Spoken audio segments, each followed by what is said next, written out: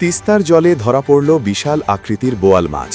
মাছ দেখতেই অসংখ্য মানুষের ভিড়।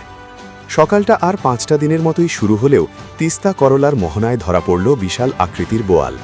সোমবার সাত সকালে জলপাইগুড়ি শহরের জুবিলি পার্ক থেকে 8 কিলোমিটার দূরে কাদোবাড়ি এলাকায় জেলেদের ফাঁস জালে ধরা পড়ে 10 কেজিরও বেশি ওজনের মাছটি।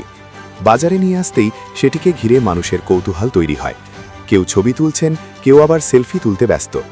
স্থানীয়দের দাবি, তিস্তার বোয়ালের স্বাদ একসময় ছিল অত্যন্ত জনপ্রিয়। এমনকি জলপাইগুড়ির রাজবাড়ির দুর্গাপুজোর ভোগেও এই মাছ ব্যবহারের কথা শোনা যায়। দীর্ঘদিন পর বাজারে এত বড় বোয়াল আসায় প্রায় 5,000 টাকারও বেশি দামে মাছটি বিক্রি হয়। ক্রেতা হরেন রায় জানান, কেজি প্রতি 600-700 টাকা দরে মাছটি বিক্রি করবেন। এদিন বাজারে মাছ আনতেই লোকের কেনাকাটা শুরু হয়ে যায়।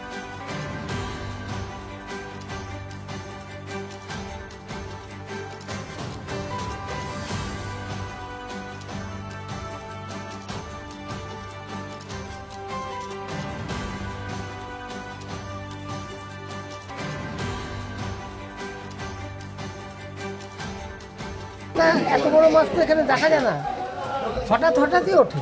ছবি তুললেন, কেমন লাগলো এই যে অনুভব? ভালো, দারুণ। এর আগে দেখেছেন? এর থেকেও বড় কিছু। এটা কি মাছ? এটা বোয়াল।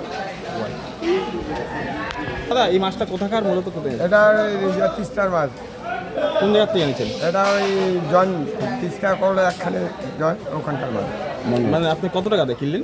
এটা 5,000 টাকা দিচ্ছি। 5,000। বিক্রি কত করে করবেন? 500। আশা আছে বিক্রি হবে এত দামে? আশা তো করি, এখন বলা যাচ্ছে না। আর ওজন কত? ওজন 14 কেজি। এটা এখন বিক্রি করতে হবে, মানে যাও 400-500 টাকা বিক্রি করতে হবে।